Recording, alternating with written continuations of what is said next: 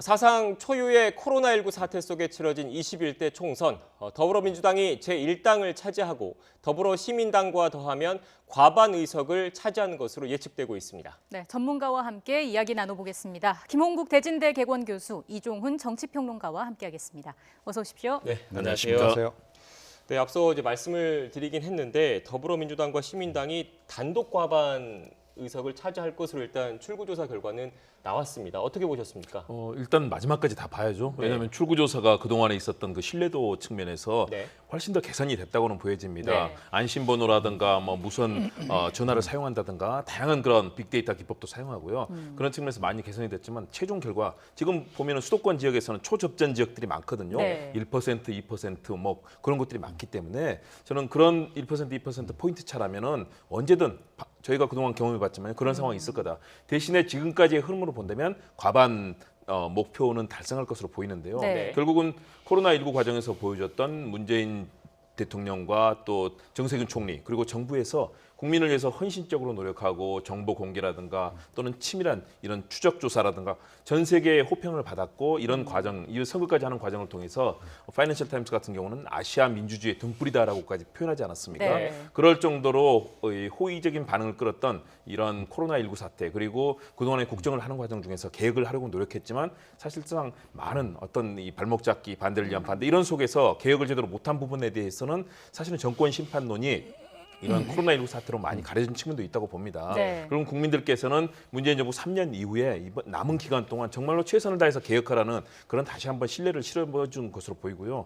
야권의 입장에서는 사실은 열심히 노력했지만 실망스러운 결과가 될 가능성이 커 보이거든요. 네. 역시 리더십이 흔들리고 뭐 호떡 공천이라든가 공관위와 최고위의 갈등 또 최고위와 윤리위의 갈등 마지막에 차명진 후보의 이런 막말 논란까지 계속되면서 네. 야권이 국민의 신뢰를 얻는 데는 좀 어려움을 겪는 것 같습니다. 예. 그러나 최종 결과는 또 마지막까지 살펴봐야 된다는 생각에서 최종 결과를 보고 아마 또 야권이나 여권이 최종적인 정책의 입장을 결정할 것으로 보입니다. 네, 일단 끝까지 지켜봐야 한다라는 말씀을 해주셨는데 출구조사 결과에는 사전 투표를 한 경우는 포함이 되지 않는 거잖아요. 네, 그렇습니다. 27%에 달하는 그 사전 투표율이 어느 정도 영향을 미치게 될까? 변수가 될 수 있다고 보십니까? 그러니까 변수가 될 수는 있습니다. 그러니까 사전 투표에 그러니까 어느 연령대가 좀 더 많이 투표를 참가했느냐, 네. 그 여부가 이제 관건이 될 것 같고요. 네. 근데 그건 뭐 지금으로서는 알 수가 없는 상황이기 예. 때문에, 그러니까 결국은 이제 이 다 개표를 해봐야 되는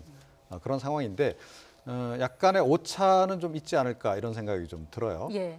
그와 더불어서 출구조사 역시 뭐 샤이 보수가 혹시 있을 수도 있다라고 저는 생각을 합니다. 그러니까 네.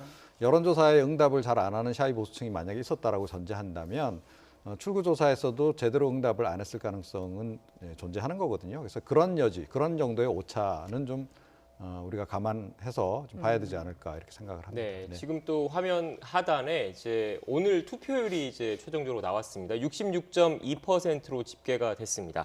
지난 20대 총선 투표율이 58%였거든요. 상당히 높은 투표율인데 이 투표율도 어떻게 보면 이제 개표 지금 진행 중인데 개표 결과에 영향을 줄 거라고 보십니까?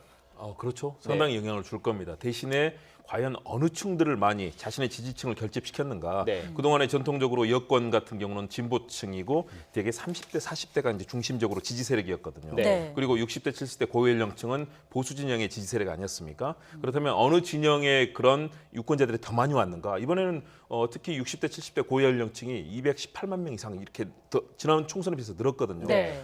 그런 측면에서 이 총선 투표율이 이렇게 높이 나왔지만 어느 층이 많이 끌어들였는가? 지금 결과로 본다면 결국은 30대, 40대가 많이 나온 것으로 보이고요. 예. 네. 그 중심축에 판단을 할 수 있는 50대가 또 사실 많은 비중을 차지하고 있는데 50대가 아무래도 문재인 정부의 편을 여권의 편을 들어준 것으로 보입니다. 그리고 네. 이번에 새로 등장한 20대와 18세 이상의 이런 젊은 유권자들도 그랬을 가능성이 크다. 네. 왜냐하면 저 정도 이런 의석 분포가 된다면 그것은 상당히 많은 진보층의 지지가 결집이 됐고 중도층, 소위 말하는 무당층이나 부동층도 많이 그쪽으로 결합됐다고 볼 수 있는데요. 네. 역시 높은 투표율이 결국은 이런 젊은 층 그리고 정권의 호의적인 진보적인 생각을 가진 분들이 많이 나왔을 가능성이 커 보이는데요. 그러나 여기에는 결국은 사전투표 결과가 반영이 돼 있지 않는 거라든가 여러 가지를 판단해야 되고 네. 그러나 사실은 굉장히 높은 투표율입니다. 한때는 46.1까지 2000년대 중반에 내려가지 않았습니까? 예. 이렇게 하락하던 추세에서 이번에는 지난 총선 투표율보다 훨씬 더 높은 58에서 이제는 66%가 넘는 그런 투표율이 펼쳐졌다는 거. 네. 다시 말해서 여야의 극단적인 이런 갈등 속에서 지지층들이 총결집하고 함께 투표장에 나왔다. 대신에 그 마음을 끄는 데는 여권 진영이 좀 더 국민의 마음을 사지 않았나 이런 판단은 해볼 수 있겠습니다. 예. 네. 그리고 앞서 교수님께서 접전 지역에 대해서도 말씀을 해주셨는데 이번 선거는 특히 수도권의 접전 지역이 많이 좀 있는 모습을 보였습니다. 수도권 판세가 그 승부를 갈랐다 이렇게 볼 수 있습니까? 예, 그러니까 그 부분 때문에 사실은 이 사전 뭐 투표 결과가 이제 반영이 돼서 네. 최종적으로 개표 결과가 나오게 되면 출구조사하고 약간 좀 더 오차가 발생할 가능성은 좀 여전히 존재하는 상황이다. 좀 이렇게 좀 생각을 하고요. 예. 그런데 뭐 어찌 됐건 좀 이번에 여당이 비교적 선거를 좀 잘 이끌어온 측면이 분명히 있습니다. 그러니까 초기에 사실은 야당 심판론을 이제 들고 나오지 않았습니까? 네. 그랬다가 이제 정부 지원론으로 이제 전환했는데 그 선거 전략은 저는 굉장히 전환을 잘한 거다라고 생각합니다. 그러니까 결국 야당 심판론이라고 하는 것은 네거티브 선거 전략인데 예. 네거티브 선거 전략이라고 하는 것이 득이 되는 측면도 있지만 또 실이 되는 측면도 상당히 있습니다. 역풍을 또 유발할 수도 있는 그런 거기 때문에 위험도가 상당히 있는 그런 선거 전략이거든요. 그래서 포지티브적인 전략으로 전환한 부분이 오히려 유권자들에게 조금 더 그 소구력을 가진 게 아닌가 이렇게 예. 생각이 들고요. 그 반면에 지금 이제 미래통합당 같은 경우에는 아주 전통적인 그러니까 정권 심판론으로 처음부터 끝까지 일관했어요. 그런데 이거 역시 굉장히 네거티브적인 선거 전략이기 때문에 네. 사실은 좀 상당히 위험도가 좀 있는 그런 선거 전략이었고요.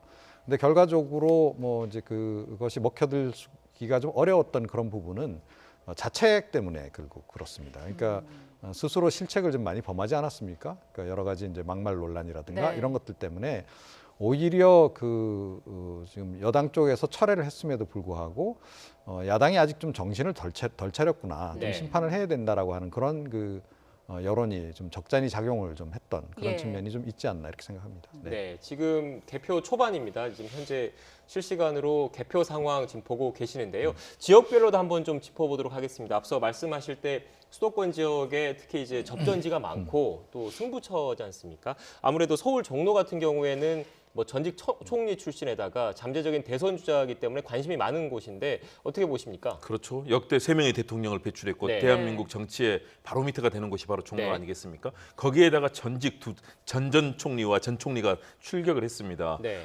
정말로 치열한 접전이 펼쳐졌고요. 황교안 후보가 뒤늦게 이제 선대위를 넘기고 김종인 위원장에게 넘기고 본인이 열심히 뛰었습니다. 그래서 네. 출구조사 결과를 본다면 상당히 격차가 많이 좁혀진 것으로 네. 나오는 거죠. 지금 뭐 차이를 본다면 8.2% 포인트거든요. 네. 그렇다면 이것은 굉장히 많이 좁혀졌다. 초기에는 한 20%까지 벌어졌던 그런 여론조사들이 있었는데 예. 네. 그렇다면 이 정도 수치면 사실은 마지막 이제 투표함을 열어봐야 된다. 물론 이낙연 전 총리 후보의 안정감이라든가 국정 운영 이런 부분도 있었지만 황교안 후보 같은 경우는 또 야당의 대표로서 그리고 잠재적인 야권의 대표적인 이 대권 주자로서 굉장히 공격적인 그런 여러 가지 정권 심판론에 앞장서는 모습을 보였거든요. 네. 아마 그래서 저는 보수층도 상당히 결집하는 양상이 있었는데요. 종로가 바로 그런 선거의 마지막 개표 결과를 봐야 될 텐데요. 여기서 이기는 후보는 결국은 대권에서는 또 레이스에서 앞서가는 이제 총선이 끝나면 바로 대권 국면으로 사실은 갈 수 있는 그런 가능성이 큰 것 아니겠습니까? 네. 그런 측면에서 종로의 그런 표심은 상당히 큰 전체 한국 정치의 방향을 보게 할 수 있는 중요한 지점이고요. 다른 지역에서도 특히 수도권 전체로 봐서는 지금 격차가 뭐 1, 2%포인트 차밖에 안 되는 곳들이 너무나 네. 많습니다. 사실 마지막까지 지켜봐야 됩니다. 네. 네. 이번에 지금 종로 이야기를 좀 해주셨는데 결국에 관전 포인트는 그 결과와 함께 몇 표 차이가 나느냐 이 부분도 아닐까 싶은데요. 네. 그런데 이 출구조사 결과를 보게 되면 뭐 황교안 대표가 그래도 조금 많이 네. 좀 추격을 해온 네. 이제 그런 것은 이제 명백히 눈에 좀 띄죠. 그럼에도 불구하고 사실은 가장 중요한 건 승패 여부가 되겠습니다. 그러니까 왜냐하면 뭐 두 분 다 지금 뭐 여야의 대표적인 지금 이제 대권 주자라는 그렇죠. 거죠. 이제 그런 상황이고 황교안 대표 같은 경우에는 지금 뭐 실제로 당권을 또 장악하고 있는 그런 상황이기도 하기 때문에 사실은 따지고 보면 이낙연 후보보다는 황교안 후보에게 더 중요한 선거라고 볼 수 있는 거죠. 네. 자, 그런데 만약에 이 선거에서 좋지 않은 결과를 얻는다라고 하면 이제까지 누려왔던 대권 주자로서의 그 지위에 상당히 좀 손상이 갈 가능성이 높다. 그리고 만약에 거기에 더해서 전체 총선에서까지 지금 이제 출구조사 결과만큼 이렇게 참패하는 그런 결과가 빚어진다라고 한다면 그 책임론을 과연 누가 져야 되느냐 이런 얘기가 좀 나올 수밖에 없는 네. 거거든요. 그랬을 때 역시 이제 이 총선 과정에서도 계속 논란이 됐던 그러니까 이른바 황교안 리스크 이 부분이 이제 집중적으로 이제 부각이 될 수밖에 없는 거고요. 네. 그래서 황교안 대표가 이제 뭐 당연히 사퇴하지 않으면 안 되는 그런 상황으로 갈 것이고 네. 거기에서 그치지 않고 대선 후보군에서도 사실은 좀 탈락할 위기에 처할 가능성이 지금 굉장히 높은 그런 상황이 아닌가 이렇게 생각합니다. 예. 네. 지금 이제 서울 동작을 지역 조금 전에 이제 개표 상황 나왔는데 이제 종로와 더불어서 동작을도 좀 관심 지역입니다. 이제 전직 판사 출신 여성 후보들 간의 대결인데 어떻게 보십니까? 뭐 만만치 않은 저는 마지막까지 봐야 된다고 봅니다. 네. 그러나 개표 이 과정에서는 54.0 대 43.2, 10.8% 포인트 이상 사실은 격차는 났어요. 네. 그동안에 있었던 이 나경원 후보가 가진 한국 정치에서 중요성, 특히 여성 의원으로서 제1야당의 원내대표까지 역임하는 그런 정치력도 있었거든요. 네. 그리고 그동안 쌓았던 그런 정치인으로서 역량도 있었는데 반면에 이제 초선에 도전하는 처음으로 정치에 입문한 것 아니겠습니까? 이수진 판사 같은 경우 지금 상당히 이 동작에서 많은 그런 이 기대감을 모으고 있는 것으로 네. 보이는데요. 네. 저는 마지막까지 뒤집어 봐야 되는데 일단 그동안의 여론조사 결과에서는 꾸준하게 이수진 후보가 좀 앞선 결과들이 많았다. 물론 예. 나경원 후보가 또 역전한 경우도 있었는데요. 네. 최근의 흐름들의 반영이 아닌가. 역시 나경원 후보로서는 몇 가지 리스크들. 왜냐하면 패스트트랙을 이끌면서 강경투쟁으로 굉장히 많은 그런 뭔가 정치를 협상과 성과를 내는 그런 정치보다는 강한 대립과 대결의 정치로 끌고 갔던 거라든가 또는 자녀 문제 여러 가지 논란이 있었지 않습니까? 네. 이런 부분에 상당히 발목이 잡혔을 가능성이 커 보이는데요. 그러나 이것은 현재까지 나온 결과만 보고 하는 것이고요. 최종 결과는 또 봐야 됩니다. 나경원 후보가 또 역전할 수도 있는 것이고 이수진 후보가 앞서갈 수 있는 것이기 때문에요. 그러나 블랙리스트 또 이 사법개혁에 앞으로 큰 역할을 하겠다고 이수진 후보가 지금 공언한 상황에서 예. 당선이 된다면 주목받는 또 여성 정치인으로 성장할 가능성이 크기 때문에 이 부분 정말 두 후보의 마지막 결과 끝까지 지켜봐야 되겠습니다. 네. 네. 그리고 광진 을도 관심 지역입니다. 전 대변인이냐, 전 서울시장이냐 두 사람의 대결인데 결과에 따라서 후보별 득실도 좀 분명할 것 같아요. 네, 그렇습니다. 사실은 뭐 제가 굉장히 격전지 중에서도 관심 있게 봤던 네. 이제 그런 지역이에요. 워낙에 이제 여기 추미애 그 장관이 좀 털을 잘 닦아놓은 그런 곳 아니겠습니까? 그런 곳인데 이번에 어떻게 보면 미래통합당 오세훈 후보가 이제 도전하는 그런 이제 상황이 돼버린 거죠. 네. 물론 상당히 중량급 정치인임에도 불구하고 네. 그런데다가 이제 고민정 후보 같은 경우에는 워낙 이제 그 문재인 대통령의 복심으로 또 알려져 있는 이 정권에서의 실세 가운데 한 명 아니겠습니까? 네. 이제 그렇기 때문에 이제 더욱더 주목을 받을 수밖에 없는 거고 또 굉장히 상징성이 있는 이제 그런 지역이라고 이제 볼 수 있는데 예. 출구조사 결과를 보게 되면 이제 지금 오세훈 후보가 조금 우세한 것으로 지금 나오고 네. 있단 말이에요. 만약에 이대로 이제 결과가 나온다라고 하면 사실은 제가 예상했던 거하고 조금 다른 그런 상황이 좀 벌어지는 게 아닌가 이렇게 생각을 합니다. 그러니까 제가 접전 지역으로 봤던 지역들에서 사실은 이제 더불어민주당이 이기는 것이 전제가 되어야 네. 출구조사 결과만큼의 결과가 나오는 것이고 만약에 이런 접전지에서 미래통합당 후보들이 기존의 더불어민주당이 가지고 있던 의석수를 빼앗아 오는데 성공한다면 의외로 미래통합당이 이제 선전하는 결과가 나올 수도 있다라고 저는 이제 봤는데요. 네. 그거하고 조금 다르게 지금 이제 나오고 있는 거죠. 그러니까 이 지역만은 좀 뭐 특수한 상황이 좀 작용했는지는 모르겠어요. 그러니까 역시 오세훈 후보가 이제 과거 이제 지명도라든가 이런 것들이 좀 있기 때문에 그것이 조금 더 뭐 작용을 한 것으로 이렇게 이제 일단 출구조사 결과만으로 놓고 보면 이제 네. 봐야 되는데 여기도 사실은 좀 지켜봐야 된다 끝까지 이렇게 생각을 합니다. 네. 지금 또 서울 이제 송파을 같은 경우에는 2년 만에 리턴 매치지 않습니까? 이제 이건 역시 이제 각 당에서 주요 접전지 관심 지역으로 꼽았던 곳인데 어떻습니까? 저는 보수 진영의 막판 결집이 나타나는 곳이 바로 강남 지역과 네.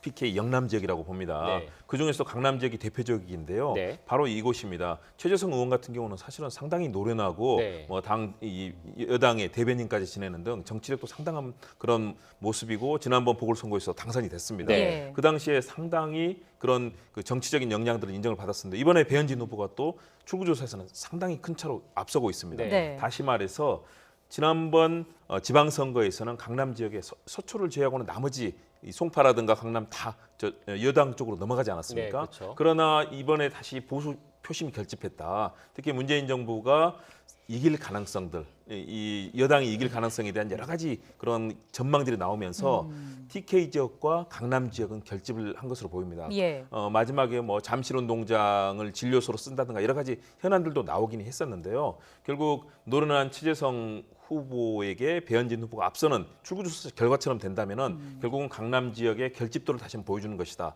왜냐하면 대한민국에 사실은 큰 4년 온 지 4년밖에 안 된 태국민 후보가 김성곤 후보를 아주 큰 표차로 지금 이기는 걸로 출구조사 나왔거든요. 네. 강남 지역에서 보수층이 결집하고 여권에 대한 견제 역할을 하겠다는 그런 의지가 드러난 것이고 결국은 정치 사실상 배현진 후보 같은 경우는 정치 신인 아니겠습니까? 네. 2년이 됐고 원래 방송사에서 근무했던 그런 이 경험이 있는 것인데 이번에 이렇게 정치인으로 성장하게 된다는 것은 결국은 보수 진영의 강남과 또 위기의식이 결집이 된 강남 주민들의 그런 마음이 반영된 것 아닌가.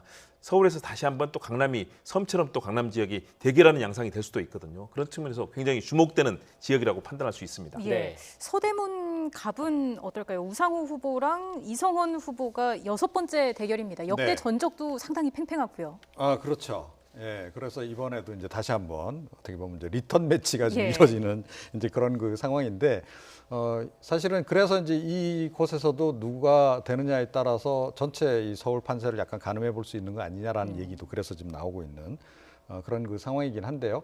그런데 뭐 출구조사 결과를 보게 되면 뭐 전체적으로 지금 이제 서울 지역에서 뭐 어찌됐건 지금 이제 더불어민주당이 지금 이기는 구도로 이렇게 지금 나오고 있기 때문에 네. 네. 뭐 이 지역에서도 일단은 뭐 우상호 그 후보가 그래도 좀 약간 인지도를 좀 최근 들어서 많이 쌓아온 그런 측면도 없잖아 있고 또 아마 이번에 그 당선이 되면 곧바로 아마 대권 주자군에 편입될 가능성도 굉장히 높습니다. 네. 우상호 그 후보 같은 경우에는 그래서 조금 유리한 구도로 좀 선거를 좀 끌고 온 것 같긴 한데 모르죠. 지금 지켜봐야 되겠죠 이 부분도. 네. 네. 예. 지금 이제 서울 지역의 주요 접전 지역 한번 살펴봤고 경기 지역도 한번 좀 살펴보도록 할까요? 이제 경기 고양갑 같은 경우에는 이제 민주당과 통합당에서는 문명순 후보, 그다음에 이경환 후보 둘 분 다 이제 신인이지 않습니까? 이제 거기에 맞서서 정의당에서는 심상정 후보가 나왔습니다. 아무래도 이제 심상정 후보 같은 경우에는 진보 진영에 중량감 있는 인사이기 때문에 관심 갈 수밖에 없는데 어떻게 보셨습니까? 굉장히 주목받았었고요. 네. 왜냐하면 심상정 후보 같은 경우는 정의당의 대표고 한국 진보 정치에 사실은 고 노회찬 의원과 함께 뭐 양대 그런 진보 인사라고 불릴 정도로 중요성이 있는 분 아니었겠습니까? 네. 그리고 4+1 연합 정치를 이끈 또 주역이기도 했고요. 그런 측면에서 과연 진보 정당인 정의당이 어떻게 될 것인가. 특히 준연동 비례대표제가 훼손이 되고 비례정당이 거대 정당들이 만들게 되는 과정에서 네. 정의당이 가장 많은 어려움을 겪었다. 특히 지역구에서 사실은 굉장히 어려움 지금 겪고 있습니다. 네. 뭐 생활 가능성이 한두 곳밖에 지금 얘기되지 않고 있고요. 또 비례에서도 많은 어려움을 겪고 있는 상황입니다. 그런 측면에서 심상정 후보가 좀 앞서가는 측면으로 나왔고요. 네. 또 하나는 이변은 역시 미래통합당의 이경환 후보가 2위가 됐습니다. 그리고 문명순 후보 같은 경우는 사실은 금융노조 출신이고 지역에서 더군다나 여당의 후보이기 때문에 상당한 각광을 받을 것으로 보였고 네. 그동안에 이 심상정 후보와 양강 구도를 구축했었는데요. 3위로 내려왔습니다. 네. 그런 측면 이것은 이제 사전 아무래도 역시 출구조사 결과이기 때문에요. 나중 최종을 봐야 될 텐데요. 그렇다면 여권의 표심이 비례정당을 할 때 여당의 표심이 일부는 여당의 비례정당에 갔지만 나머지 또 상당히 정의당으로 간다고 그러지 않았습니까? 네. 이번에는 심상정 후보와 정의당에 대한 그런 공감대 그리고 끝까지 원칙을 지킨 그런 부분에 대해서 도리어 이 고향 지역의 유권자들이 심상정 후보에게 뭔가 표심을 몰아줬을 가능성들 그리고 특히 이경환 후보 같은 경우는 사실은 상당히 어려울 것으로 봤는데 2위까지 나타났다는 거 물론 최종 네. 결과를 봐야 됩니다. 네. 이건 상당한 선전을 했다고 보여지고요. 문명순 후보로서는 지역에서 굉장히 많은 것을 닦아왔는데 이 결과대로 된다면 상당히 아쉬운 부분일 텐데요. 최종 결과는 역시 또 열어봐야 될 것 같습니다. 네. 네.